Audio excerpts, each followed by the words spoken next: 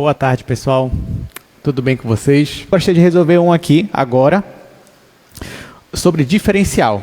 Então, vamos começar com ele, exercício 3. Então, questão para revisar. Olha o que diz. Foram feitas medidas do raio da base da altura de um cone circular reto.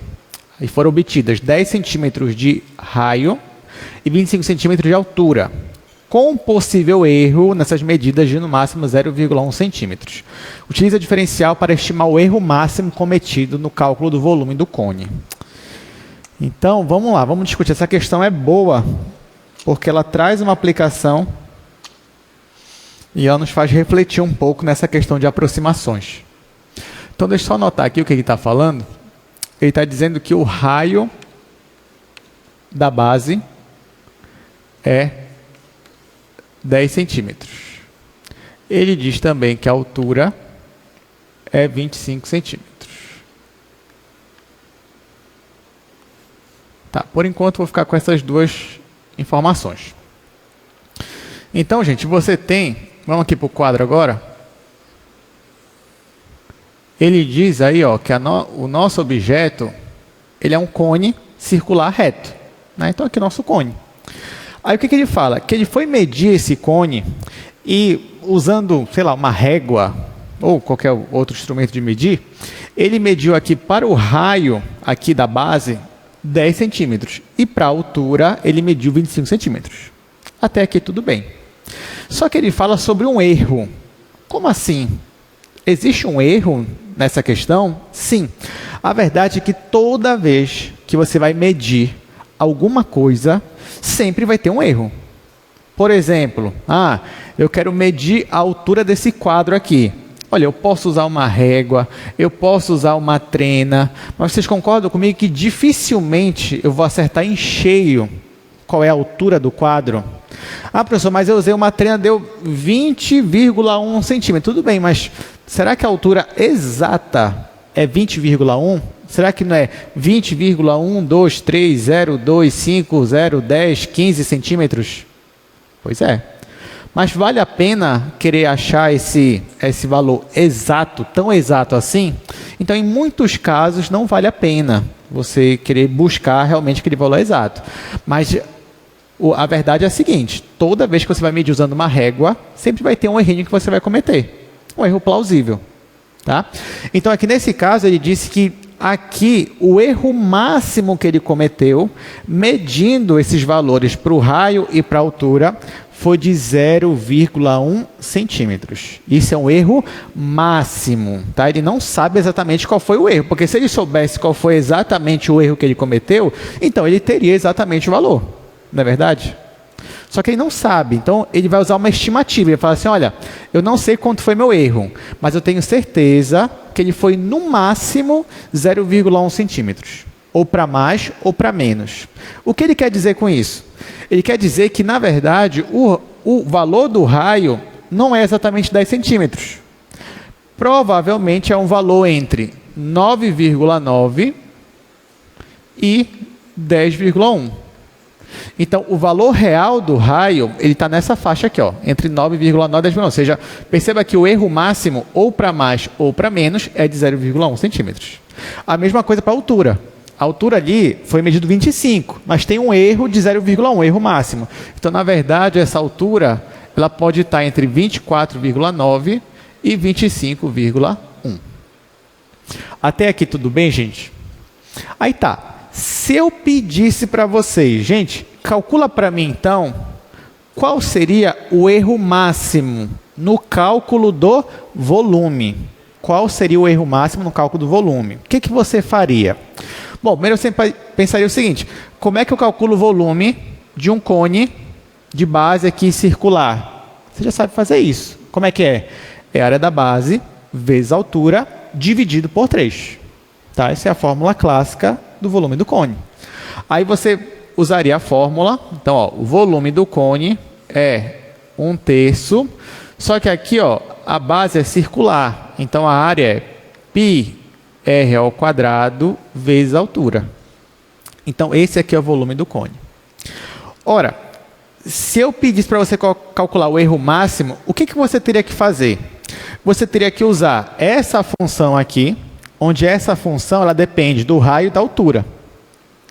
Você teria que calcular o volume para quando o raio fosse 10,1, que aí ia ficar 1/3 de π vezes 10,1 ao quadrado, vezes a altura máxima, você pode colocar aqui 25,1. Você tem que fazer essa conta aqui. Depois, você faria a conta com os valores aproximados, que seria aqui 10 ao quadrado e 25. Aí o que você teria que fazer? Você teria que pegar esse valor aqui e subtrair desse. Então, esse seria o erro máximo, tá? Que você calcularia. Mas eu não quero fazer assim, porque assim vai me dar um pouco mais de trabalho, já que eu tenho aqui 10,1 ao quadrado, 25,1, depois eu vou ter que subtrair isso aqui, eu não quero fazer assim. Então, ao invés de eu calcular exatamente qual é essa variação do volume, vamos colocar isso aqui como volume final e volume inicial, por exemplo, apesar de que não é final e inicial no sentido de tempo, né? Eu estou dizendo aqui o valor máximo e aqui o valor que foi medido. Ao invés de eu calcular o ΔV dessa forma aqui, o que eu vou fazer é aproximar esse ΔV. Então, o diferencial, ou a função diferencial, ela serve como uma aproximação desse valor aqui. Ela é uma aproximação da variação da tua função. Tudo bem? Eu sei que todo mundo aqui já sabe, que todo mundo acompanhou a nossa última aula, certo? Do ano passado. Beleza. Então, vamos lá. Ao invés de eu calcular o ΔV, eu vou calcular o dV, o diferencial. Como é que a gente calcula o dV? Isso você já sabe também, né? Bom, perceba que o volume depende do raio e da altura. Como é que ficaria esse dV aqui? Vai ficar a derivada do volume em relação ao raio vezes a variação do raio, mais a derivada do volume em relação à altura vezes a variação da altura. Tudo bem? Aí tá. Então, por enquanto, esquece isso aqui, a gente não vai usar. Ao invés disso, a gente vai usar isso daqui. Tá. O que eu vou fazer logo é calcular esses derivados parciais aqui. Ou seja, eu vou derivar esta função aqui em relação ao raio. Depois eu vou derivar esta função aqui em relação à altura. Coisa que você também sabe fazer perfeitamente. Então, nesse caso, a nossa função diferencial vai ficar aqui, gente. Eu vou preservar 1/3 de π e altura e vou derivar só r ao quadrado, que vai ficar 2r. Então, vai ficar 2/3 de π RH vezes ΔR. Aí mais, agora eu vou derivar isso aqui em relação à altura. Só que então tudo isso aqui é constante, vou conservar, e aqui a derivada é 1. Então vai ficar só 1/3 de π R ao quadrado vezes ΔH. Pronto, está aqui. O que está faltando agora, gente? Bom, eu vou substituir os valores que eu já tenho aqui. Só que eu já sei que o R é 10, eu já sei que a altura é 25. Agora, quem é ΔR e ΔH? ΔR e ΔH é justamente o erro máximo para cada um desses, ou seja, é a variação, é esse erro máximo que nós cometemos ao medir o raio e a altura. O que a questão me diz? Que o erro máximo, tanto para o raio quanto para a altura, é 0,1. Então, esse 0,1 ele vai entrar tanto aqui quanto aqui. Não precisaria ser igual. Ele poderia dizer assim, olha, o erro máximo para o raio, sei lá, é 0,01. Para a altura, o erro máximo é 0,1. Se ele falasse isso, ele estava querendo dizer que a medida do raio foi mais precisa do que a medida da altura. Porque o erro do raio ia ser menor. Pelo menos o erro máximo seria menor. Tá? Beleza. Então, o que eu estou dizendo aqui é que outra informação que ele nos deu é que o ΔR e o ΔH, eles são 0,1 centímetros. Então, o que nós vamos fazer agora? Nós vamos substituir esses 4 valores aqui na nossa expressão. E a gente vai obter, então, uma aproximação para o erro máximo aqui no cálculo do volume. Então, a diferencial vai ser 2/3 de π, o R é 10, a altura é 25, Então, 10 vezes 25 vezes ΔR. ΔR é 0,1 centímetro. Então, vou colocar 1 sobre 10. Aí, mais 1/3 de π. De novo, R é 10 ao quadrado, né? 10 ao quadrado vezes ΔH, que eu também vou colocar 1 sobre 10. Gente, agora é só calcular. Então, eu já posso até simplificar esse 10 com esse 10 e um 10 daqui com 10 aqui de baixo. Então, nós vamos ter dV igual... O que sobrou aqui? 2 vezes 25, que é 50. Então, 50/3 de π, mais... O que sobrou aqui? Só 10π. Então, 10/3 de π. Somando, né? É o mesmo denominador. Eu vou ter 50 mais 10, 60. E aqui dá até para dividir. Então, a nossa função aqui diferencial deu 20π. Olha a unidade aqui, unidade de volume, tá? Então, é centímetros cúbicos. Então, o meu erro máximo foi de aproximadamente 20π centímetros cúbicos. Você pode pensar, nossa, mas esse erro está muito grande, né? Mesmo que seja o erro máximo, ele está grande. Será que está tão grande assim? Vamos calcular quanto é o volume. Quanto deu o volume usando essas medidas aqui, ó. Então, aqui o volume seria 1/3, né, de π. O R é 10, então aqui é 100. Então, ficaria 100 vezes 25 vezes π sobre 3. Então, se eu fosse usar essas medidas aqui, que foram as aproximadas, digamos assim, nós teríamos 2.500 terços de π.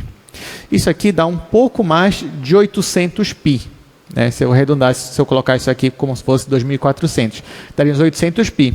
Então, dentro desses 800 π, um pouco mais de 800 π, o meu erro foi de 20 π. Tá? Mais ou menos. Então, é como se estivesse oscilando ali para mais ou para menos dentro desse erro aqui de 20 π centímetros cúbicos, no caso do meu volume. Tudo bem, gente? Assim, então ficou mais divertido calcular usando essas aproximações, que são aproximações lineares, ou usando também a nossa função diferencial. Bom, então agora vamos para o assunto de hoje. Qual vai ser o primeiro assunto de 2026? Então, hoje nós vamos estudar derivadas. De novo. Só que agora com algo a mais. E o que é esse algo a mais, gente? Vamos lá. Você está cansado de saber que se você tem uma função de duas variáveis, x e y, e eu peço para você calcular as derivadas parciais dessa função, você vai saber fazer. No caso, são duas derivadas parciais. Você tem a derivada em relação a x ou a derivada em relação a y. Isso você já sabe. Outra coisa que você já sabe é que quando você deriva em relação a x, você está calculando a taxa de variação na direção x. Então, por exemplo, digamos que o eixo x está para cá. Tá? Então, eu estou calculando o quanto a minha função está variando nessa direção aqui. Tá? E quando você calcula a derivada em relação a y, você está calculando a taxa de variação na direção y. Então, se o x está para cá, é como se eu estivesse calculando a taxa de variação nessa outra direção. E você tem duas taxas de variação, que provavelmente vão ser taxas diferentes. Então, pode acontecer, por exemplo, de se eu olhar para essa direção, a minha taxa é positiva, ou seja, a minha função está aumentando de valor. Mas se eu olhar para cá, pode ser que a minha taxa seja negativa e a minha função está diminuindo de valor. Ou quem sabe a taxa de variação é zero, significa que a minha função está constante. Até aqui você já sabe de tudo isso. Mas eu te pergunto uma coisa agora. Aqui em cálculo 2, nós que estamos no R3, nosso mundo aqui tridimensional, será que só existem essas duas direções para você calcular? O que você acha? Porque ó, a função que eu estou tratando aqui só depende de duas variáveis, x e y. Acabou. Não estou tratando de x, y e z, não agora. Tá? E aí eu te pergunto o seguinte, existem só duas direções para eu calcular uma taxa de variação? O que vocês acham? O que vocês acham, gente? Olha, falando em termos de domínio, tá? Vamos falar em termos de domínio. Se eu tenho uma função de duas variáveis, o domínio dela está aqui no R2, né? Isso aqui você já sabe. Ó, isso aqui é o domínio dela, tá, gente? Não é o gráfico dela, está aqui. Escolhe um ponto, esse ponto bem aqui, ó. Aí eu quero calcular a derivada parcial em relação a y, ou em relação a x. Vai colocar em relação a y primeiro. O que eu estou calculando? Eu estou calculando a taxa de variação nessa direção aqui, ó, na direção desse vetor. Se eu calculo na direção x, é porque eu estou calculando a taxa de variação na direção desse vetor aqui. Só que eu te pergunto, existem só essas duas direções? O que você acha? A resposta é não. Existem quantas direções possíveis para eu calcular uma taxa de variação aqui? Existem infinitas direções. Gente, o que é a direção? A direção, para qualquer inclinação que eu pegar aqui, ó, por exemplo, eu poderia pegar nessa direção aqui. Isso já é uma outra direção. Isso aqui não é a direção x e nem a direção y. Isso aqui é uma outra direção. Tá? Eu poderia escolher essa direção aqui. Ó, isso aqui é uma outra direção que eu poderia escolher. Tá? Isso faz sentido, porque, ó, por exemplo, digamos que eu estou aqui caminhando. Eu poderia caminhar nessa direção ou nessa direção aqui, como eu já falei anteriormente. Mas não é só isso, eu não estou preso a essas duas direções. Eu posso caminhar nessa direção se eu quiser, ou posso caminhar para cá, ou para cá. Então perceba que eu tenho infinitas direções para fazer, para me locomover. Tá? Beleza. Só que eu te pergunto, para cada direção que eu olho, e são infinitas direções, eu vou ter uma taxa de variação diferente? O que vocês acham? Será que para cada direção que eu olhar, em termos gerais, será que eu vou ter várias taxas de variação diferentes? O que vocês acham? A resposta é sim. Depende da sua função, para cada direção que você olhar, você pode ter uma taxa de variação totalmente diferente de antes. Então, você tem infinitas direções para olhar. E para cada uma delas você tem taxas diferentes. Ou pode ser que uma seja igual à outra em alguns pontos, né? Mas, em geral, você tem várias e várias taxas de variação para calcular. Então, como é que eu calculo uma taxa de variação em uma direção qualquer? Essa que é a minha pergunta a partir de agora. Então, é isso que a gente vai tratar. Então, o nome disso que eu estou falando aqui com vocês é derivada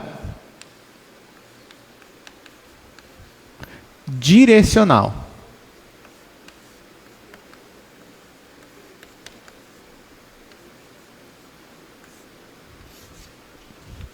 Então, olha só, gente. Vamos supor que eu tenho uma função de duas variáveis. Só que agora eu não quero calcular necessariamente uma taxa de variação na direção x ou y. Não, eu quero calcular a taxa de variação em uma direção qualquer. Na direção de um vetor. Então, eu vou usar um vetor só para me basear. Só para dizer qual é a direção que eu quero. Então, a direção que eu quero vai ser a direção desse vetor aqui. Vou chamar de vetor U. Esse vetor U, ele vai ter duas... Aliás, vou chamar de vetor V, só para ficar igual ao do slide. Esse vetor V, ele vai ter duas coordenadas, que eu vou chamar de coordenada A e coordenada B. Esse vetor V é um vetor qualquer, gente. Só tem uma exigência que eu faço para ele. Eu quero que ele seja um vetor unitário. Essa é a única exigência que eu faço.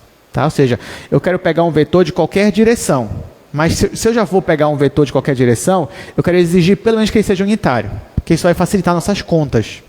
Então, a minha única exigência para este vetor aqui, poderia não ser, tá, gente? Mas isso é até para facilitar nossas contas. A minha única exigência para ele é que ele seja unitário, ou seja, que a norma dele seja igual a 1. Aí agora eu quero calcular como é que seria uma derivada para esta função na direção desse vetor.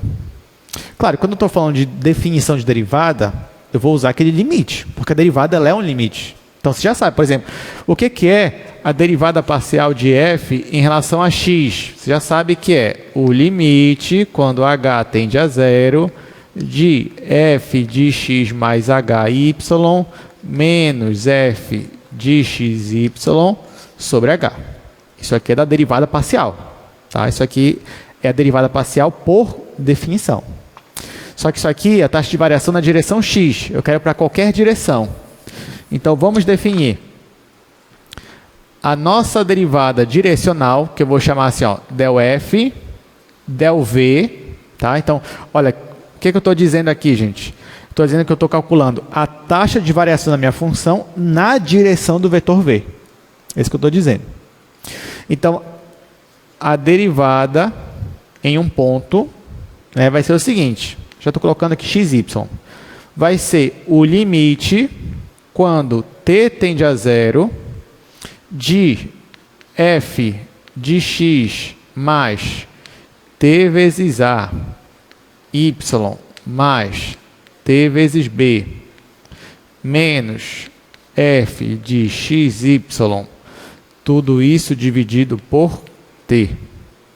Então, ó, perceba o seguinte, nessa minha definição aqui, gente, primeiro, perceba que eu estou somando tanto na direção x quanto na direção y, usando apenas t, não estou usando h e k, estou usando apenas t, ou seja, o t está multiplicando aqui com a e está multiplicando aqui com b. Então, com isso, eu consigo ter variações tanto em x quanto em y.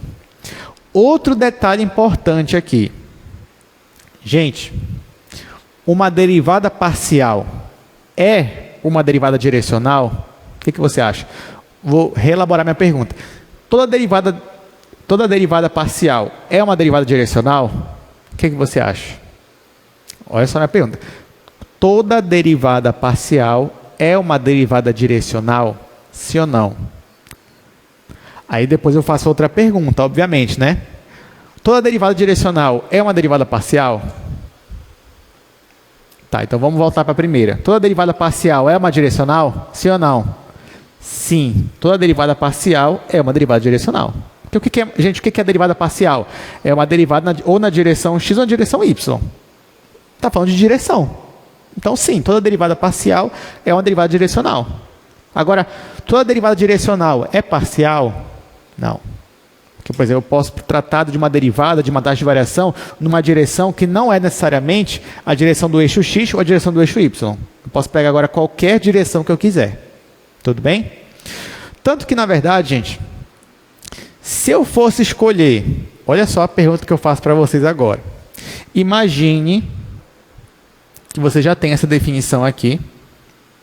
E eu quero saber qual é o vetor unitário, me dá um vetor unitário que tem a mesma direção do eixo x. Olha a minha pergunta. Eu quero que você me diga, eu quero que você me dê um vetor unitário que tem a mesma direção do eixo x. Que vetor é esse? Saberia me dizer? É o vetor da base canônica. É o vetor I. Quem é o vetor I? Ele é 1 em x, 0 em y. Né? Então, o vetor I,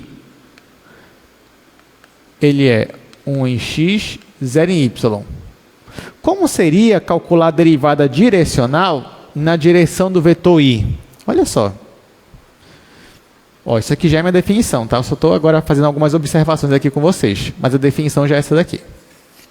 Olha só, se eu tentasse calcular a derivada direcional na direção do vetor I, ia ficar assim, ó. Ia ficar limite quando t tende a zero de f de x mais t vezes a, mas quem é o a? O a é a primeira coordenada de I, é 1. Então vai ficar x mais t, aí aqui vai ficar y. Gente, quem é o b? O b é 0. Então aqui é zerar, vai ficar só y, vai ficar x mais t y menos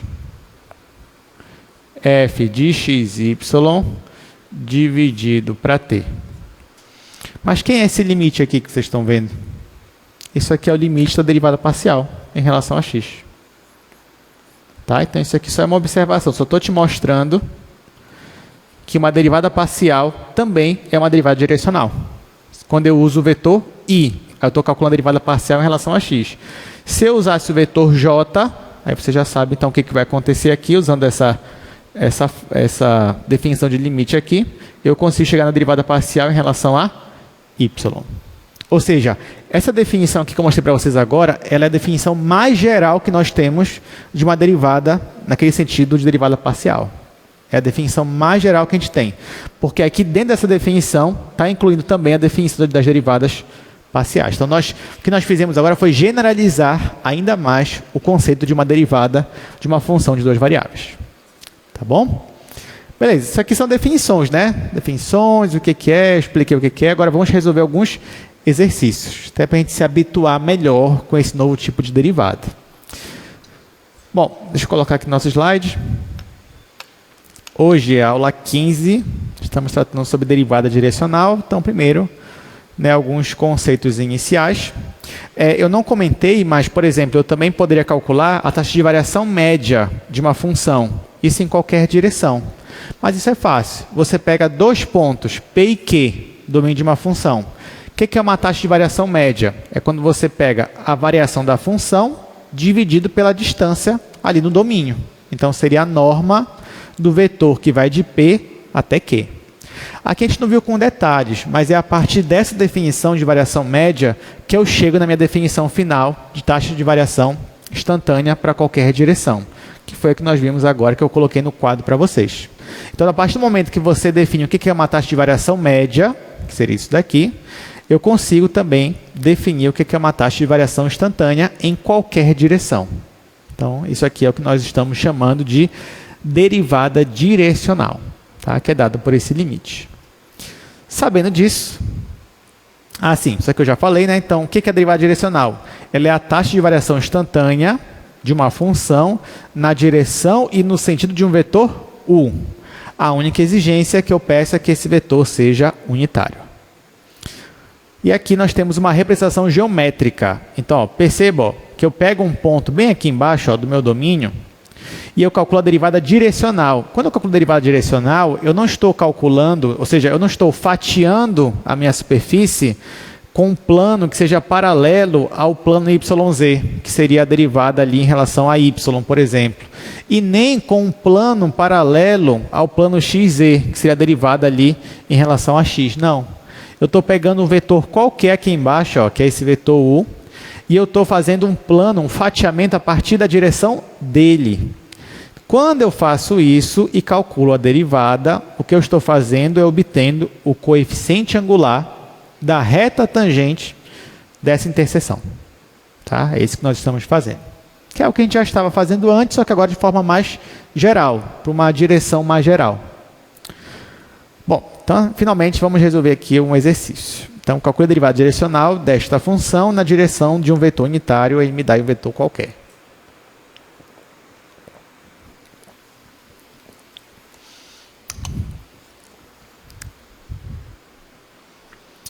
Bom, deixa eu colocar aqui a minha função.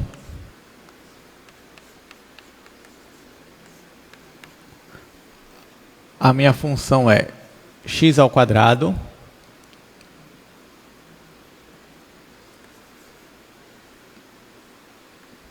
menos y.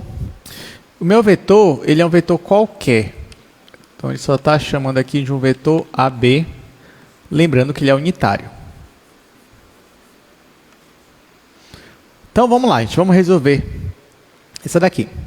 Bom, a gente vai calcular a derivada direcional. Agora, eu te pergunto uma coisa. Se eu fosse calcular a derivada em relação a x, nesse caso aqui, eu não precisaria aplicar o limite, porque eu já sei a regra. Se eu fosse querer derivar em relação a x, então aqui ficaria 0, que isso aqui seria a minha constante, e a resposta seria 2x. Se eu fosse derivar em relação a y, a resposta aqui seria menos 1. Né? Eu derivaria aqui, seria 0, porque isso aqui seria uma constante, e aqui ficaria menos 1. Simples assim. Só que, e na derivada direcional, como é que a gente vai fazer? Qual é a regrinha que a gente vai usar? Né? Isso que eu sei que vocês estão pensando. Qual é a regrinha que eu vou usar? Eu vou fingir que o x, que é constante, derivar o y, depois... Não, gente, não tem regra por enquanto. A gente não tem regra. Eu só ia chamar o y de constante se eu estivesse derivando em relação a x, derivada parcial. Eu só ia chamar o y de constante se eu estivesse derivando em relação a x, eu só ia chamar o x de constante se eu estivesse derivando em relação a y. Mas aqui é uma derivada geral, é uma direção geral. Então, o que nós vamos ter que fazer para calcular essa derivada? Vou ter que usar o quê? A definição. Vou ter que usar o limite.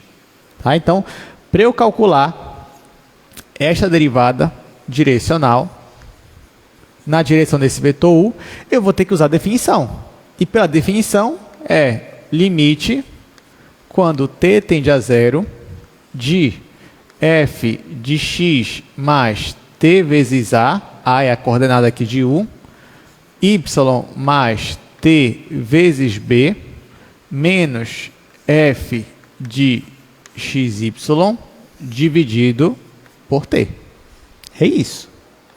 Só que quem é a minha função? A minha função é essa, ó. Então eu vou substituir esses valores para esta função. Então, em cima vai ficar limite quando t tende a zero. Aí vamos lá. Aqui vai ficar x mais t vezes a ao quadrado. Então vai ficar x mais t vezes a ao quadrado.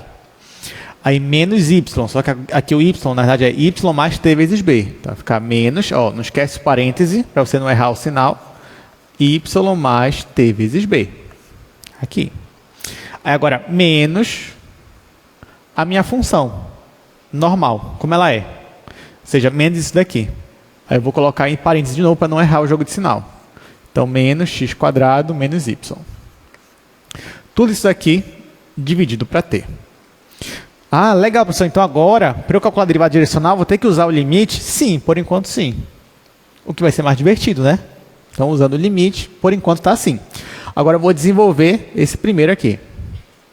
Aí vai ficar limite quando t tende a zero. Aí aqui vai ficar o quadrado do primeiro, seja x ao quadrado, mais 2 vezes o primeiro pelo segundo, então 2 vezes x vezes t vezes a, mais o quadrado segundo. Então, t quadrado ao quadrado. Aqui eu vou trocar o sinal do pessoal, vai ficar menos y menos t vezes b. Aqui também eu vou trocar o sinal, vai ficar menos x quadrado e mais y. Tudo dividido para t. Bom, está ficando interessante. Já dá para simplificar algumas coisas aqui. Por exemplo, eu posso simplificar esse x quadrado com menos x quadrado. Também posso simplificar o mais y com menos y. Aí, então, sobrou esses três. Aqui, ó, esse daqui, esse daqui, esse daqui. E o que eles têm em comum? O que eles têm em comum é que todos têm o t. Então, vou colocar esse t em evidência. Então, vai ficar assim. Limite quando t tende a zero. Agora, colocando t em evidência. Coloco t em evidência, vai ficar 2xa mais t vezes a ao quadrado menos b. Tudo isso dividido para t. Já dá para simplificar aqui o t, ó. Tá, e agora? Quando eu simplifiquei esse t, não tem mais determinação aqui. Eu posso, então, agora passar o limite aqui, para t tendendo a zero. Quando eu faço isso, onde é que tem o t agora? Só tem aqui. Então, esse t está indo para zero. Tudo bem. Então, esse aqui vai para zero. E quem sobrou? Sobrou só 2xa menos b. Então, resposta. Deixa eu colocar aqui. Então, quem é a derivada de f em relação a u? Resposta ficou 2xa menos b. Tá? Então, essa aqui é a nossa resposta para a derivada direcional desta função. Todo mundo entendeu? Tudo certo? Que bom, né? Professor, eu vou sempre usar esse limite para calcular a derivada direcional? Se você quiser, sim. Mas se eu vou ensinar outro jeito, vou. É mais legal outro jeito? Não. Esse é o mais legal. Tá? Então, se você quiser sempre usar dessa forma, você pode fazer. Fique à vontade. Mas eu tenho que lhe ensinar outro jeito. Né? Infelizmente, vou ter que ensinar outro jeito e eu vou lhe ensinar. Ele realmente é um jeito mais sem graça. Tá bom? Esse outro jeito vem de um teorema, que é esse teorema aqui. Ó. Inclusive, vocês não vão nem gostar do teorema, ainda mais vocês que já renovaram aí as metas do ano, né? Disseram que não, esse ano eu vou estudar ainda mais cálculo 2. Então, o limite seria melhor. Mas tem esse outro método aqui, que é um teorema. Olha o que ele diz. Se você tem uma função diferenciável, você já sabe o que é uma função diferenciável, né? Então, f admite derivada direcional. Ó, isso aqui é interessante, porque até então, o que nós tínhamos aqui? Que se tu tem uma função diferenciável, então essa função é derivável. Só que o derivável para a gente significava o quê até então? Só que as derivadas parciais existiam. Era isso que significava para a gente. Agora não, esse derivável ele pode ganhar um sentido ainda maior. Então, quando eu digo que uma função é diferenciável, isso já implica que existe derivada direcional em qualquer direção. E claro que isso inclui também as derivadas parciais. Tá? Então, se f é diferenciável, então f tem qualquer derivada direcional. Até aqui tudo bem, né? Isso é importante, mas eu acho que o que mais interessa a vocês é o que vem depois. Ou seja, ela tem derivada direcional na direção de qualquer vetor e... isso aqui que é importante, ó. Que é o mais importante, né? Pelo menos para a gente que está calculando. E calcular a derivada direcional significa usar simplesmente essa expressão aqui. Ou seja, a derivada direcional pode ser calculada como o produto interno do vetor gradiente com o meu vetor u, que é o vetor que eu escolhi ali para calcular a direção. Ah, pessoal, não entendi. Calma, eu vou calcular aqui de novo essa mesma questão, só que usando o teorema. Tá? Esse é o segundo jeito. Então, ó, vamos voltar para cá. Ó, isso que a gente fez aqui, tá, gente? Isso aqui é um modo de fazer. Tá? É uma resolução, é um tipo de resolução. Tá? Usando aqui o limite, tá? Vamos agora resolver de um segundo modo, de uma segunda maneira, usando o teorema que eu acabei de mostrar para vocês. Então, como seria resolver dessa outra forma? A primeira coisa que você ia fazer era calcular o vetor gradiente para essa função aqui. Então, ó, se eu for calcular o vetor gradiente da minha função f, lembrando, quem que é o vetor gradiente? É o vetor formado pelas derivadas parciais. Então, eu ia derivar isso aqui em relação a x, que ia dar 2x, e ia derivar essa função em relação a y, que ia dar menos 1. Aí agora, uma vez que eu tenho o meu vetor gradiente e eu tenho o meu vetor aqui que me dá a direção, onde eu estou calculando a taxa de variação, a minha derivada direcional vai ser o produto escalar desse vetor gradiente com esse vetor. Aí, então ficaria assim, ó. Nesse caso, a minha derivada direcional seria esse vetor gradiente, que é o vetor 2x e menos 1, escalar com o vetor u, que é um vetor AB. Aí eu faria o produto escalar. Como é o produto escalar, gente? Ficaria 2x vezes A, 2xa, aí mais menos 1 vezes B. Como tem um menos aqui, vai ficar menos, então menos B. Acabou. Tá? Então, ó, então isso aqui seria a segunda forma de resolver, usando o teorema. Essa aqui é a primeira, tá? Esse limite aqui, ó, bonito. E essa aqui é a segunda, o teorema que é só duas coisas. Tá? Então, qual vocês acharam melhor? É melhor o primeiro ou o segundo? Primeiro, com certeza. Não tem dúvida, não tem nem o que perguntar aqui. Então, na prova de vocês, com certeza, vocês vão usar qual? O primeiro ou o segundo? O primeiro, com certeza. Pois é, o primeiro, é isso mesmo, gente. Então, vamos lá, continuando aqui. Bom, agora que você já sabe esse segundo jeito meio sem graça, né? Então, vocês vão perceber que os exercícios vão ficar bem mais tranquilos, né? Bem mais rápido de resolver. Então, vamos lá, né? Vamos resolver esses dois aí. Esses 2 e 3.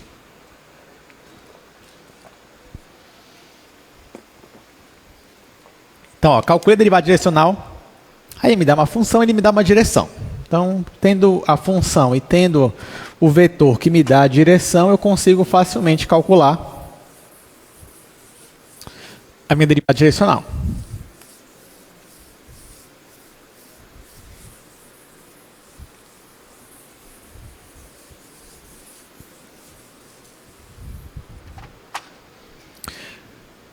Então, vamos lá. Segunda questão, nós temos a função f de xy igual a x ao cubo menos 5 vezes y ao quadrado. E o meu vetor é um vetor u qualquer, né? Ele é unitário. I é um vetor AB. Tá, vamos embora resolver isso daqui. Então, gente, não tem mistério. Ele me deu uma função, ele me deu um vetor para me dar a direção e sentido da minha variação.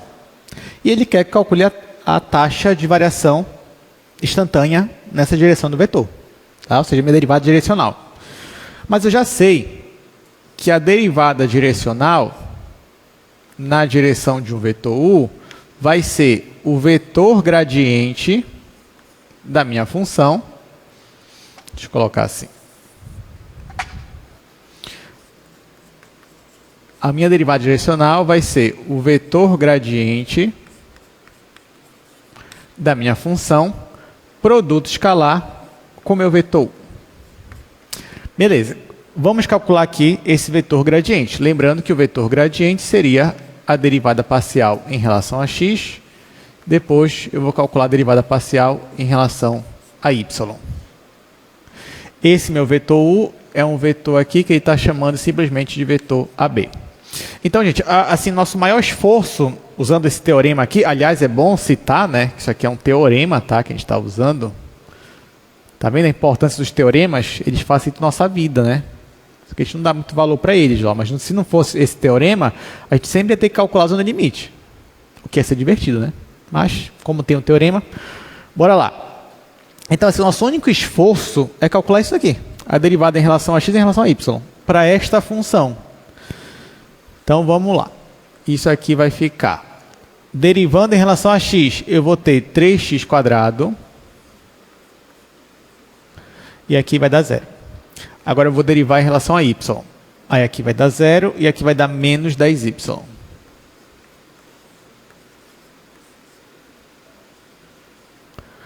Produto escalar com o vetor AB. E agora, o que eu faço? É só aplicar. É o que faz o produto escalar. Então, já colocando aqui o resultado final. A derivada direcional para esse vetor vai ser 3x² vezes A. 3x² vezes A. Menos 10y vezes B. Pronto, essa é a nossa resposta. Está aqui. Tá? Então, essa aqui é a nossa derivada na direção do vetor U. Isso vale para qualquer vetor unitário. Então, se eu fosse pegar o vetor I, por exemplo, que é o vetor 1 e 0, que foi o que eu citei anteriormente, isso aqui ia dar 0, aqui ia dar 3x², que é a derivada parcial em relação a x daquela função. E se eu pegasse o vetor J, que é o vetor 0 em x, 1 em y, então aqui ia zerar e aqui ia dar menos 10y, que é a derivada em relação a y para aquela função. Tá? Então, por isso que eu digo que as definições de derivada parcial estão dentro da definição de derivada direcional. Bora resolver a próxima questão lá do nosso slide.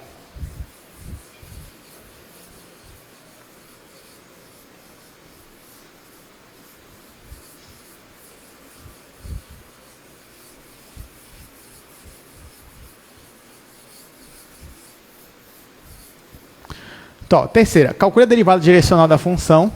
Ele me dá a função g na direção do vetor.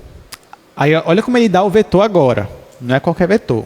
Ele fala que é um vetor que forma um ângulo de π sobre 6 radianos com eixo positivo x. Então, vamos analisar isso daí com calma. Eu tenho aqui a minha função g, que é 3y² menos raiz de 3 x² mais 4y. E tá, a única pista que ele me dá é que esse vetor ele forma um ângulo de π sobre 6 com eixo positivo x. Beleza, então bora aqui para o quadro logo. Olha só, o que ele fala sobre o meu vetor é que se eu tenho aqui o meu eixo xy, esse vetor, vou colocar ele assim, ó, vou chamar ele de vetor U, ele forma um ângulo aqui, ó, de π sobre 6. É só isso que ele fala. Outro detalhe importante é que esse vetor ele é unitário. Tá, gente? Isso aí é um detalhe importante, você não pode esquecer. Toda vez que você está calculando uma derivada direcional, o nosso vetor aí, que dá a direção e o sentido, é um vetor unitário. Então, você já sabe que a norma desse vetor aí, ó, ela tem que ser igual a 1. Ok. Mas não te esquece que para eu calcular a derivada direcional, o que eu mais preciso não é do ângulo que o vetor forma com o eixo x. O que eu mais preciso é das coordenadas desse vetor. Então, eu preciso saber quem é a coordenada A, que é a coordenada lá em x, e quem é a coordenada B. É isso que eu quero saber. Existem várias formas de você descobrir. Assim, uma das formas mais dentro do cálculo 2 é você usar aquela ideia de direção, ângulo formado entre dois vetores. Aí você pega o vetor I, né, usa aquilo lá do produto interno, né, para poder calcular o ângulo entre eles, sendo que o ângulo você já conhece, você só quer descobrir justamente a coordenada aqui do vetor U. Isso seria uma forma válida de você fazer, e seria até interessante. Mas eu creio que nesse caso a forma mais didática para a gente é usando aquela trigonometria que a gente aprendeu lá no ensino fundamental, ensino médio. Então o que eu vou fazer aqui na verdade é um triângulo. Olha só, pegando esse vetor aqui, vou formar um triângulo, que eu vou desenhar ele bem aqui, ó. Esse triângulo aqui, ele tem um ângulo de 90 graus, e ele tem esse ângulo aqui, ó, de π sobre 6. Ora, você concorda comigo que a base desse triângulo, eu estou me baseando aqui, tá, gente? Ele é justamente a primeira coordenada do vetor U. Ele é a coordenada A. E a altura é justamente o B. Lembrando que A e B são as coordenadas do meu vetor U. Né? O que faz sentido, né? Porque se o teu vetor tem coordenadas 3 e 2, por exemplo, tu vai marcar 3 em x, 2 em y. E aí você vai conseguir desenhar o seu vetor. Então, a base é a coordenada A e a altura é a coordenada B. Aí eu vou te perguntar o seguinte agora. Quanto vale essa hipotenusa aqui? Quanto vale a hipotenusa desse triângulo?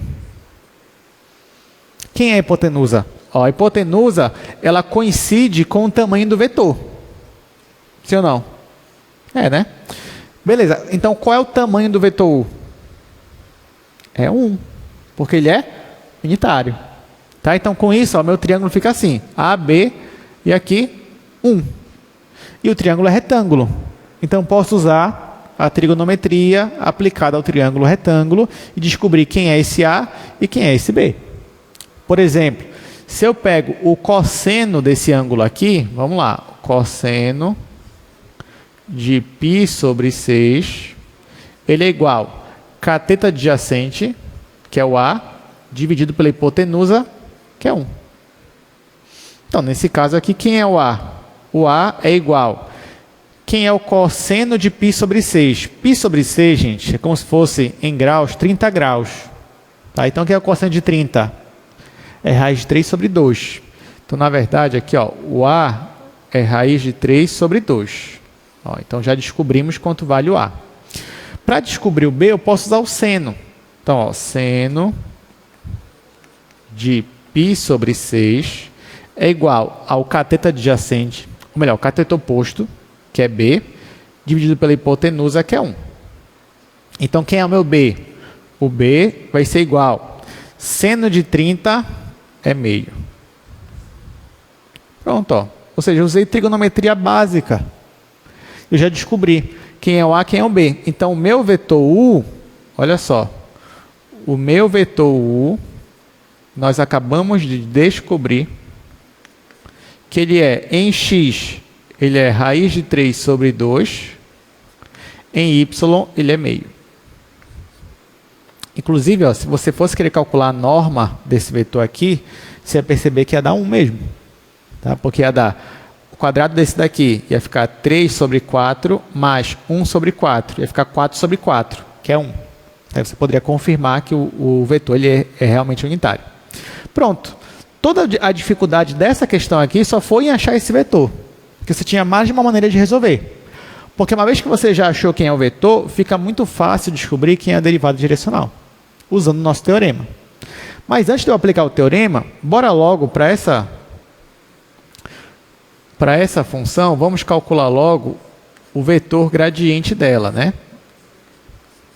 Então, ó, vou derivar em relação a x e vou derivar em relação a y.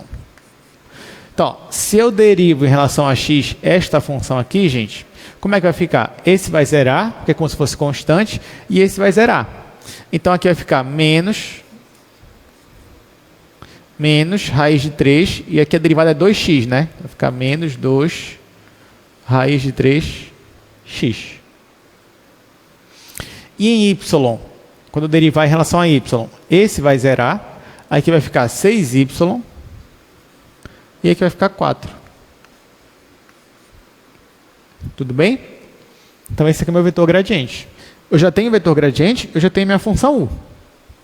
Agora só falta fazer então o produto escalar desses dois. Então, a minha derivada direcional vai ser esse vetor aqui. Aí eu vou repetir ele aqui, vai ficar menos 2 raiz de 3x 6y mais 4, produto escalar com esse vetor aqui, que é raiz de 3 sobre 2, 1 sobre 2.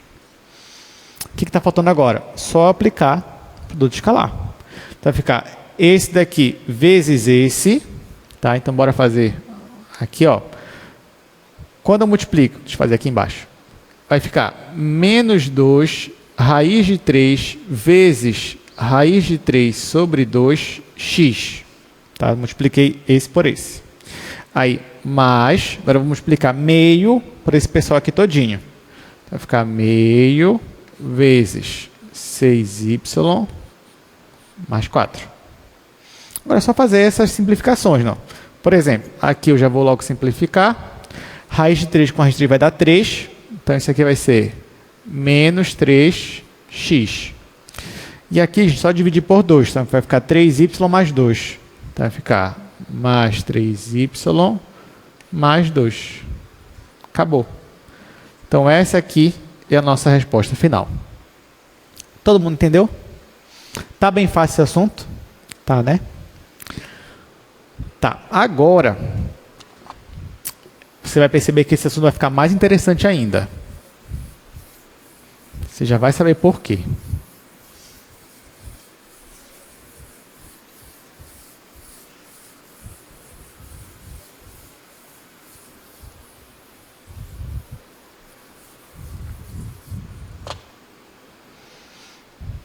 Agora eu quero falar de taxa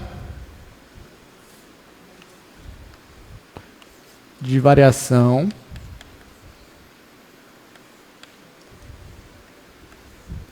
máxima.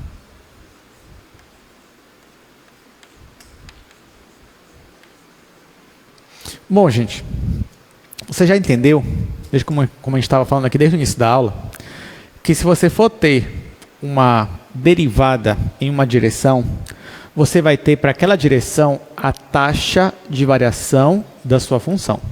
Isso você já sabe. Então, por exemplo, eu estou aqui, está aqui o nosso espaço. Quer dizer que se eu caminhasse, por exemplo, para lá, eu poderia ter uma taxa positiva, eu poderia estar crescendo. Mas se eu caminhasse para cá, poderia estar decrescendo. Se eu caminhasse aqui para trás, eu poderia estar decrescendo. Ou se eu caminhasse para cá, poderia estar numa função constante. Então, para cada direção que você tem a priori uma taxa de variação diferente. Só que vocês concordam comigo que seria muito interessante se eu descobrisse, dentre todas as taxas de variação possíveis, qual é a taxa de variação máxima? O que vocês acham? Né? Será que não seria interessante descobrir isso daí? Então, digamos, por exemplo, estou falando de como é que a minha altitude está variando. Eu estou numa montanha aqui, eu quero chegar o mais rápido possível no topo da montanha. Então, seria melhor que eu caminhasse, que eu percorresse um caminho que me levasse mais rápido para lá. Ou seja, um caminho em que a taxa de variação da altura fosse maior. Seria mais interessante, né? Ok, então, dentre todas essas taxas de variação, como é que eu vou descobrir qual é a maior delas? Qual é a máxima? se existem infinitas direções para eu calcular. Não tem como eu calcular de uma por uma. Se tem várias e várias possibilidades para eu calcular. Então, como é que eu descubro a taxa de variação máxima? Então, vamos lá. Nós vamos descobrir isso por causa do nosso teorema. Tá? Nosso teorema, então, nosso teorema, por mais que ele deixe o cálculo mais sem graça, mas pelo menos para achar a taxa de variação máxima, ele vai ser muito útil para a gente. Porque, olha só, eu sei, pelo teorema, que se eu tenho uma função diferenciável, então eu posso calcular a taxa de variação nessa direção aqui, como sendo o meu vetor gradiente, produto escalar com esse vetor. Então, até aqui, nada de novo. O que eu estou usando é simplesmente o meu teorema. Só que, se você lembrar das primeiras aulas aqui de cálculo 2, lá em 2025, lá em novembro, mais ou menos, você vai lembrar que quando você tem dois vetores, o escalar entre eles tem uma expressão famosa, gente. Qual é? Vocês lembram? O escalar entre dois vetores é igual ao quê? É uma expressão famosa, que envolve a norma. Qual é? Vocês lembram? Lembra que eu falei que tudo que a gente aprende lá no início a gente vai usar uma hora? Pois é, a gente está usando agora, né? Então, preciso que você se lembre. Então, está aqui, ó. Eu tenho dois vetores, eu estou fazendo o produto escalar deles. Aí tem uma forma, uma expressão muito famosa, tá? Que vocês já viram, vocês já sabem, a gente já estudou aqui. Qual é, gente? Vamos lá. O produto escalar entre dois vetores é igual ao produto das normas vezes o cosseno do ângulo entre eles. Lembrou? Tá. Beleza. Então, ó, aqui, ó, isso aqui você já sabia, né? Que isso aqui é igual ao produto das normas, ou seja, produto aqui do vetor, a norma do vetor gradiente, vezes a norma do vetor U, vezes o cosseno do ângulo entre eles. Até aqui, nada de novo. Isso aqui nós aprendemos ainda agora, isso aqui a gente já aprendeu faz um tempo. Tá, mas não se esqueça uma coisa, dá para melhorar alguma coisa aqui nessa última expressão? O que você acha? Dá para simplificar alguma coisa aqui? Dá. O que dá para simplificar? A norma de U. Essa norma aqui vale quanto, gente? Vale 1, porque a gente vem falando desde o início da aula que esse vetor ele é unitário. Tá? Então, por hipótese, esse vetor aqui, ó, ele é unitário. Então, a norma dele é igual a 1. Então, o que sobra aqui para a gente? Ó? Então, sobra que a derivada direcional também poderia ser calculada como sendo a norma do vetor gradiente vezes o cosseno do ângulo entre o vetor gradiente e o meu vetor U. Tudo bem? Aí tá. Aí agora que vem a mágica. Ela vai acontecer aqui, a partir daqui. Gente, o que eu estou procurando mesmo é a taxa de variação máxima. Ou seja, o que eu estou procurando aqui é o maior valor que essa derivada direcional ela pode assumir.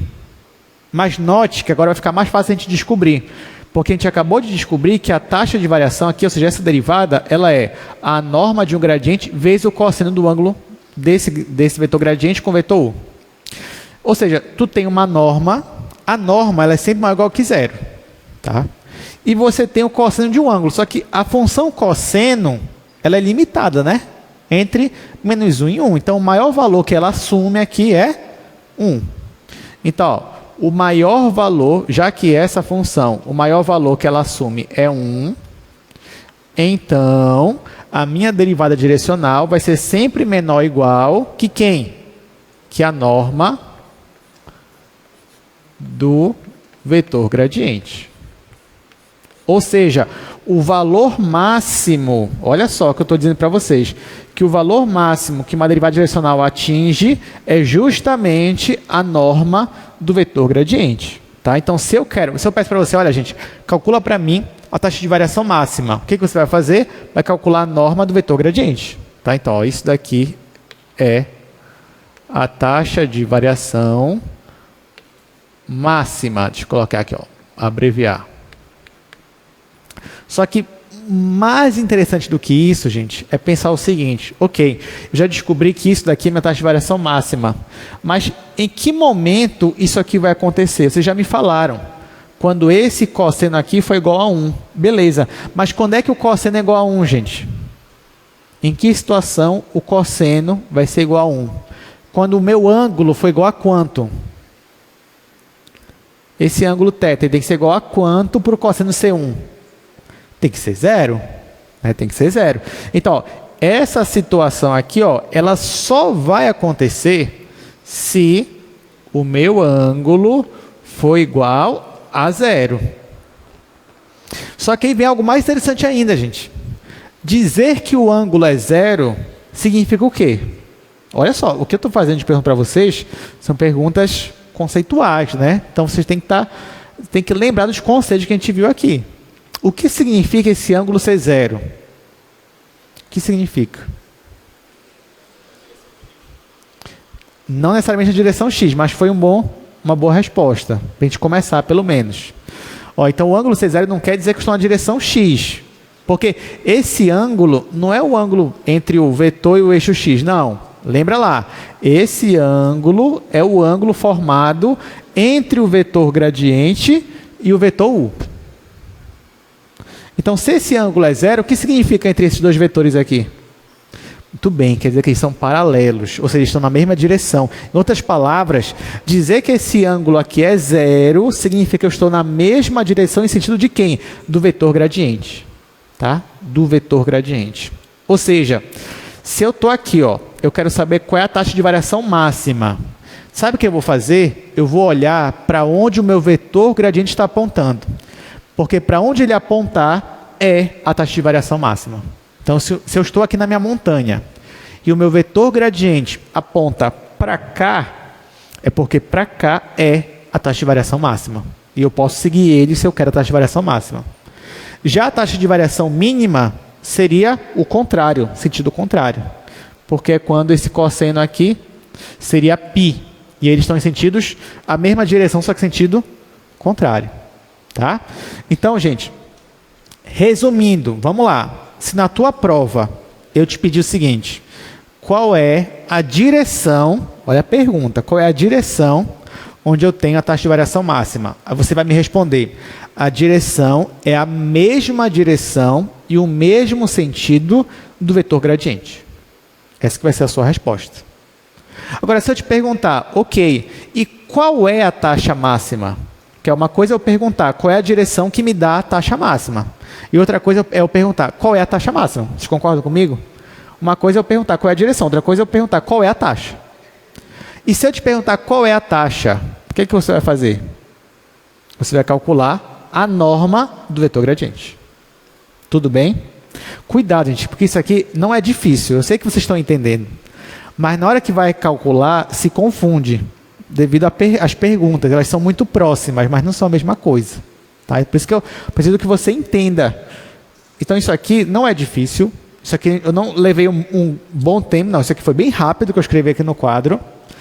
Só que assim, se você não parar para analisar, você pode se confundir. Mas não se preocupe, a gente vai fazer alguns exercícios agora. Basicamente, aqui a gente terminou a aula de hoje. Pelo menos a parte do conteúdo. Agora, o que eu vou fazer agora é só resolver uns 2 exercícios, tá? Mas nós já estamos na reta final da aula de hoje. E de conteúdo, até aqui. Ok, vamos para cá para o slide, então. Ó, chegamos na segunda parte da nossa aula, onde eu estou falando de direção de máxima variação, onde a taxa de variação ela é máxima. Bom, então aqui eu já disse, né? Isso aqui é um teorema, a gente fez um pouco de demonstração aí no quadro. Então, se a tua função é diferenciável, é porque aquele teorema é válido. E se aquele teu teorema é válido, então o valor máximo da derivada direcional ocorre quando a direção que eu estou analisando é a mesma direção do vetor gradiente. Tá? Ou seja, o vetor gradiente ele sempre vai apontar para a taxa máxima de variação. Não sei se vocês lembram, mas quando eu falei sobre o vetor gradiente pela primeira vez, eu disse assim, gente, eu vou só definir. Eu não vou dizer para que ele serve ainda. Mas vocês vão ver que ele tem uma aplicação muito bonita, muito elegante. E é essa agora que que eu estou falando para vocês. O vetor gradiente ele sempre vai apontar para a taxa de variação máxima. E geometricamente, olha só. Olha o que acontece, eu vou mostrar aqui para vocês. O que é isso daí, gente? Me digam vocês, o que é isso daí? Se chegasse na prova, primeira questão, me diga o que é isso daí? O que é? O que vocês acham que é isso daí, gente? Na interpretação de vocês. Tem duas respostas possíveis aqui. Ou você vai dizer que são curvas de nível, né? Olha os níveis aqui, ó. Menos 9, menos 6, menos 3, 0, 3. Ou você pode até falar que isso é um mapa de contorno. Né? É a mesma coisa, né? Um mapa de contorno onde aparecem as curvas de nível. Então, isso daí é um mapa de contorno, são as curvas de nível. Aí, olha só, nota que para cada curva dessa, eu tenho um valor diferente, um nível diferente. Aqui é o nível menos 9, aqui é o nível menos 6, menos 3, 0, 3, 6, 9. O que vocês acham que são essas setas azuis aqui? O que vocês acham? Qual é o palpite de vocês? Cada seta azul dessa é um vetor gradiente, aplicado em um ponto. Então, olha só, digamos que tu está bem aqui, ó, nesse ponto, menos 9. E tu quer chegar no maior ponto possível. Digamos que o valor máximo, o ponto máximo aqui é 9. Tu quer chegar de menos 9 a 9. Para tu chegar mais rápido, assim, primeiro que tem várias formas de tu chegar de um ponto para outro, né? Tu pode percorrer assim, forma de uma parábola, poderia percorrer assim, até chegar aqui. Mas se tu quer chegar mais rápido, tu poderia seguir conforme o vetor gradiente está apontando para ti, ó. Então, se tu seguir aqui o vetor gradiente, tu vai chegar nesse ponto aqui mais rápido possível. Porque o vetor gradiente ele te aponta para o menor caminho, para o atalho, para tu chegar naquela taxa de variação máxima. Tá bom? Então, ó, geometricamente, o meu vetor gradiente ele vai apontar para o caminho mais rápido para você chegar. Que ele aponta para a taxa de variação máxima. Tudo bem? Então tá. Para finalizar, vamos resolver aqui pelo menos duas questões. Então, a primeira, ele me dá uma função, a gente vai analisar as perguntas. Gente, aqui eu repito, tá? Muito cuidado com as perguntas, para você não se confundir numa questão dessa. Você mesmo já pode ir tentando fazer, essas questões não são difíceis.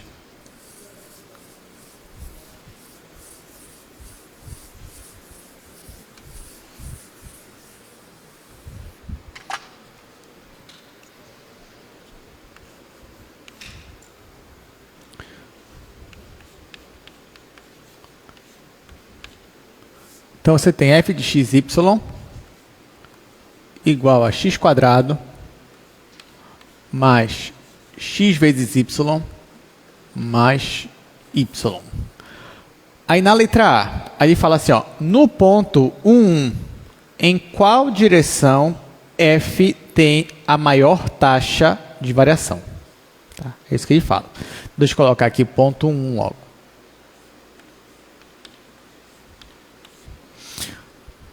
Vamos lá, vamos fazer. Então, item A primeiro. Gente, ó, ele me dá uma função, ele me dá um ponto, aí ele quer saber, gente, para esse ponto aqui, qual é a direção que aponta para a taxa de variação máxima? Parece que é uma pergunta difícil, mas depois que você assiste essa aula de hoje, isso vira uma pergunta muito fácil. Como é que você vai descobrir isso, gente? Basta você calcular o quê? O vetor gradiente. Só. Então, bora calcular o vetor gradiente. Então, para essa função aqui, ó, vou calcular o vetor gradiente. O vetor gradiente vai ser a derivada em relação a x. E depois eu vou derivar em relação a y. Isso aqui vai ser, vamos lá, derivando em relação a x. Esta função aqui, ó, vai ficar 2x mais, aqui, gente, vai ficar y. Aí aqui, 0, né? Eu estou derivando em relação a x, isso aqui é uma constante. Agora eu vou derivar isso aqui em relação a y. Aqui vai dar 0. Aqui vai dar x. Aí mais 1. Tá? Então, esse daqui é o meu vetor gradiente. Isso para um ponto qualquer, ó. Então, o meu vetor gradiente em um ponto xy é esse vetor aqui. Só que não é para qualquer ponto, é para esse ponto aqui, ó, um em x, um em y. Então, o que eu vou fazer, gente? Eu vou pegar e aplicar nesse vetor aqui o ponto 1, 1.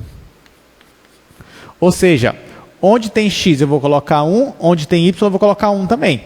Então, vai ficar 2 vezes 1, que é 2, mais 1, e aqui vai ficar 1 mais 1. Ou seja, o meu vetor gradiente para esse ponto vai ser o vetor 3 em x, 2 em y. Está aqui. Então, ó, eu posso até escrever o seguinte, para ficar mais claro. Bora voltar para a questão só para a gente ver exatamente o que foi que ele perguntou, porque nós calculamos o vetor gradiente. Ó. Olha o que ele pergunta. Em qual direção f tem a maior taxa de variação? Aí, resposta. Vou colocar aqui. F tem a maior taxa de variação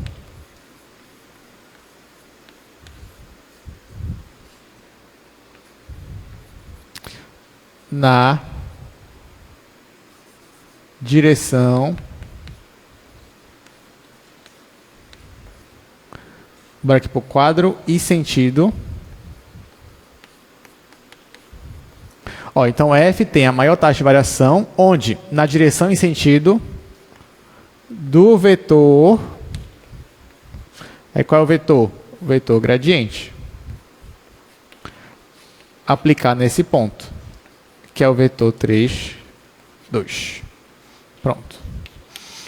Eu preciso escrever tudo isso daqui? Não. Só escrevi porque é a primeira questão disso daí. Mas na hora da prova mesmo, qual é onde é a direção de maior taxa de variação? Tá aqui. Pode só apontar. É essa aqui. Essa é a direção. Esse vetor aqui me dá a direção e sentido. Acabou. Essa é a resposta. Então, F tem a maior taxa de variação na direção e sentido do vetor gradiente aplicado no ponto, que é esse valor aqui. Agora, olha o item B. Qual é a pergunta que ele faz? Bora voltar para o slide mais uma vez. Olha o que ele pergunta agora. Beleza. E qual é o valor máximo da taxa de variação? Agora ele não quer mais saber qual é a direção, ele quer saber qual é o valor máximo. E aí, o que você faz? Aí volta aqui para o quadro. Para eu descobrir qual é o valor máximo, basta eu calcular agora o gradiente, ou melhor, a norma do vetor gradiente. Eu já não calculei isso? Não. O que a gente calculou foi só o vetor gradiente. Agora eu vou calcular a norma dele. Aí a norma dele me dá o valor aqui da taxa máxima. Então, vamos lá. Então, para o item B, a única coisa que falta eu fazer é calcular a norma desse vetor. Ou seja, calcular a norma do meu vetor gradiente. Como é que calcula a norma? É simples, né? Raiz quadrada, aqui, 3 ao quadrado mais 2 ao quadrado. Só isso, sim. Perceba que isso aqui é outro assunto que você viu lá no início, mas que eu falei que ia nos acompanhar durante muito tempo. Então, aqui a resposta é raiz de 13. Aqui, gente, ele não me deu uma aplicação, né? Então, ele não diz que a função f é uma função temperatura, não fala nada disso. Se, digamos que f fosse temperatura, x, y fosse o espaço, em metros, então, chegou aqui, ia ficar graus Celsius por metro, por exemplo. Tá? Mas como ele não me disse nada, vai ficar sem unidade mesmo. Então, qual é a direção onde eu tenho o valor, a taxa de variação máxima? A direção desse vetor. E qual é o valor máximo? Raiz de 13.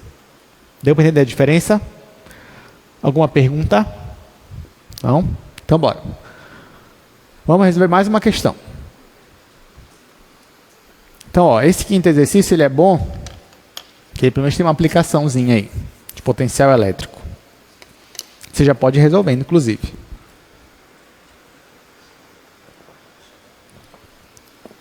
Então, o potencial elétrico em volts em um ponto XY de uma placa, aí ele me dá a função que é o potencial elétrico. Aí ele fala que a distância é medida em metros. Item A, encontre a taxa de variação do potencial elétrico, aí ele me dá esse ponto aqui, 0π/4, Em qual direção? Na direção e sentido do vetor unitário, esse vetor aqui. Ok. Então, deixa eu anotar aqui, para a gente começar a fazer.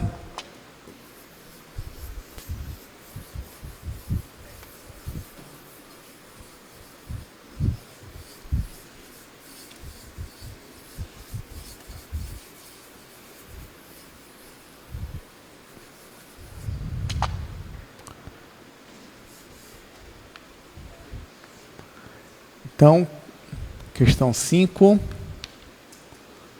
eu tenho o potencial elétrico E elevado a menos 2x cosseno de 2y. Aí tá, e na letra A, ele me dá o ponto 0 em x, π sobre 4 em y. E ele me dá esse vetor aí, U, que é o vetor cosseno de π sobre 6 e mais seno de π sobre 6 j. Então, bora fazer aqui o item A. Gente, aqui parece uma questão que poderia, sei lá, ser difícil, assustar, mas quando você lê ela direitinho, você vê que ela é bem fácil. Por quê? Ele me dá uma função, que é a função potencial elétrico, aí ele pede para calcular a taxa de variação para essa função na direção e sentido desse vetor aqui, ó. Então, ele quer que eu calcule a derivada direcional. É isso que ele quer. Onde ele me dá o ponto para calcular, ele me dá a função e ele me dá o vetor. Esse vetor aqui, gente, não vou escrever ele assim, né? Eu vou escrever ele de uma forma mais simples, ó. Como é que eu posso escrever esse vetor de uma forma mais simples? Vou escrever em forma de coordenadas, onde eu já sei que cosseno de π sobre 6, lembrando que π sobre 6 é 30 graus, cosseno de 30 é raiz de 3 sobre 2. Então, coloco aqui, ó, raiz de 3 sobre 2, e aqui, seno de 30 é 1 sobre 2. Ou seja, ele quer que calcule a derivada direcional desse vetor para esse dessa função para esse vetor. É isso. Para eu fazer isso, eu vou calcular logo o vetor gradiente dessa função. Então, ó, o meu vetor gradiente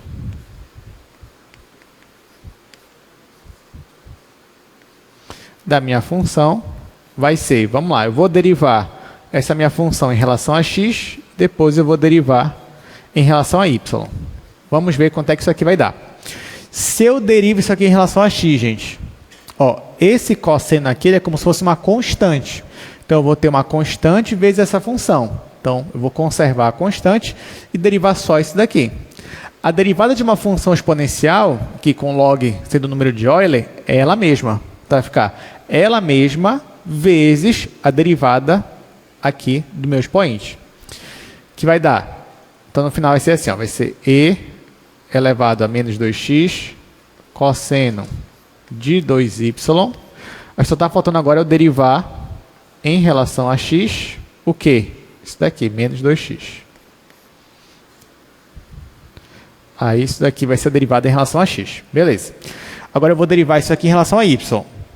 Aí aqui eu vou preservar e vou derivar só a função cosseno, que é menos seno. Então vai ficar e elevado a menos 2x, aí menos logo seno de 2y. Só falta agora eu derivar em relação a y o que está aqui dentro, regra da cadeia, né? Que é 2y. Pronto. Então, ó, só falta derivar isso daqui, que vai dar menos 2, e aqui vai dar 2. Então, no final, o meu vetor gradiente para essa função vai ser menos 2e elevado a menos 2x cosseno de 2y. E aqui vai ficar menos 2 também, e elevado a menos 2x, só que seno de 2y. Pronto. Então, isso aqui foi só para calcular o vetor gradiente. Tá? Agora, o que eu vou fazer? Ele já me deu um ponto aqui, ó, específico. Então, eu vou aplicar esse ponto nessa função. Tá? Vou continuar no outro quadro, para a gente ter mais espaço.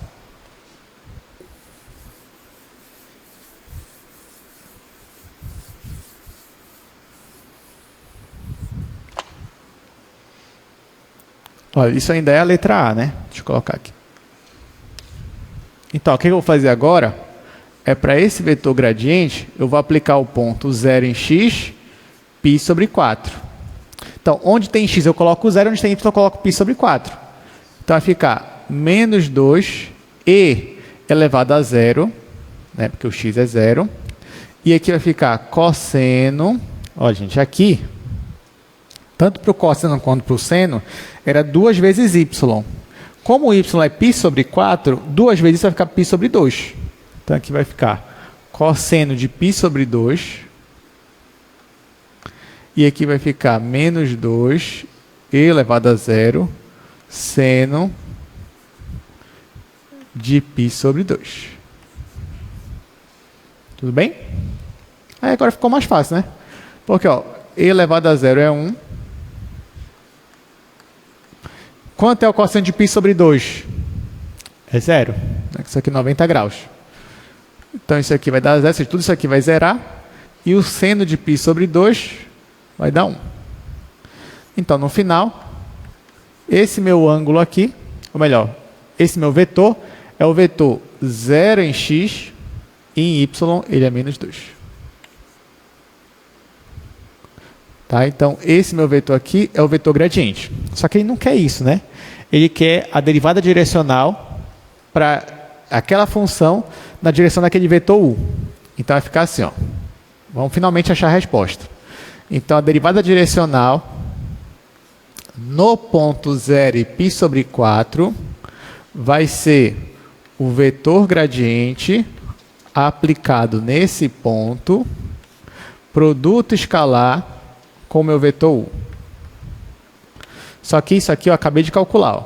É isso daqui. Então, vai ficar o vetor 0 e menos 2 escalar. O vetor u é o vetor raiz de 3 sobre 2, 1 sobre 2. Agora, para terminar, só falta calcular esse produto escalar. Então, resposta final. Resposta final vai ser 0 vezes isso aqui vai dar 0, menos 2 vezes meio vai ficar menos 1. Então, menos 1, ó, lembrando que isso aqui é potencial elétrico, então é volts por metro. Está aqui. Então, qual é a taxa de variação? Nessa direção é menos 1. Então, se eu for seguir a direção do meu vetor u, o meu potencial vai estar diminuindo nessa taxa aqui, de 1 volt por metro. Vamos para o item B agora. Então, ó, vamos voltar aqui para o slide. Ó, então, esse aqui foi o item A. Encontra a taxa de variação do potencial elétrico nesse ponto na direção sentido desse vetor. Então, aqui, ó, ele nem falou de taxa máxima. Não falou nada disso. Ele só falou cálculo de derivada direcional para esse vetor. Só isso. Foi o que nós fizemos. Agora, olha o item B dessa mesma questão. Encontre a direção e a magnitude. Quando fala de magnitude, já sabe que é norma ou valor, né? Da taxa de variação máxima de V nesse ponto aqui. Tá? Então, agora sim, agora ele quer qual é a direção que eu tenho a minha taxa de variação máxima e qual é o valor, ou seja, qual é a magnitude dessa taxa de variação máxima.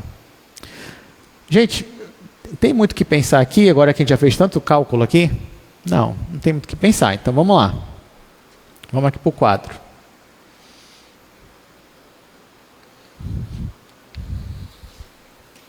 Então, para o item B, ele quer a direção e a magnitude para a taxa de variação máxima. Bom, lembrando que ó, o ponto é o mesmo, tá? O ponto ainda é 0 e π sobre 4. Bom, vamos lá. Você sabe me dizer qual é a direção?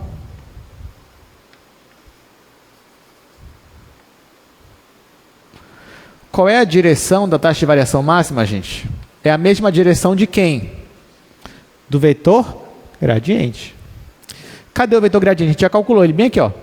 O vetor gradiente aplicado nesse ponto é esse vetor aqui. Então, essa direção aqui, ó, esse vetor aqui, ele está apontando para a taxa de variação máxima. Então, por exemplo, olha só. Digamos que tu está aqui. Está aqui no plano cartesiano. Tu está no ponto 0 e π sobre 4. Tu está no ponto 0 em x, π sobre 4. Está bem aqui, por exemplo. A partir desse ponto aqui, se tu quer obter a maior taxa de variação, tu tem que caminhar na direção e sentido desse vetor aqui, 0 e menos 2. Ou seja, como se tivesse que caminhar para cá. Se tu caminhar para baixo, tu vai ter a maior taxa de variação. Tá? Então é basicamente isso que ele está falando. Ok, então qual é a direção? Resposta. A direção é a direção desse vetor aqui, do vetor gradiente. Que nós não vamos calcular de novo, mas nós já sabemos que é 0 e menos 2. Ok, agora, e a magnitude, né? Magnitude. Ou seja, como é que eu descubro a magnitude, gente? Ou o valor, né, da taxa de variação? Basta calcular o quê? A norma desse vetor aqui. Tá? Então, eu vou calcular a norma deste meu vetor.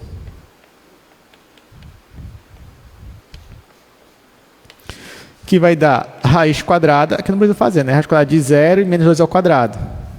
Então, isso aqui vai dar 2. 2 volts por metro. Tudo bem? Então, só para a gente contextualizar. Eu estava nesse ponto aqui. No item A, ele mandou eu percorrer a direção em sentido desse vetor aqui, ó. Raiz de 3 sobre 2, 1 sobre 2. É como se eu estivesse caminhando para cá, ó. Deixa eu colocar de outra cor. Como se eu estivesse caminhando para cá, por exemplo. Então, tu está nesse ponto aqui, gente, ó. Tu está nesse ponto, 0π sobre 4. Se tu escolher caminhar na direção em sentido desse vetor verde aqui, a tua taxa de variação, teu potencial, ele vai diminuir a uma taxa de 1 volt por metro. Agora, se tu volta para esse ponto aqui, ao invés de tu escolher caminhar para cá, tu caminhar para baixo, exatamente para baixo, então agora a tua variação vai ser máxima e vai ser de 2 volts por metro. Tá? Ou seja, vai crescer o potencial numa taxa de 2 volts por metro. Deu para entender, gente, a diferença?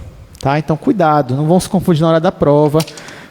Leiam e releiam o enunciado para você ter certeza daquilo que você está calculando. Bom, finalizamos a aula. Eu espero vocês na quarta-feira. Quarta-feira nós vamos ter uma aula muito importante. Não faltem, porque a gente vai falar sobre pontos críticos e pontos de máximos e mínimos para funções de duas variáveis. Tá bom? Então, vejo vocês na quarta-feira. Até mais.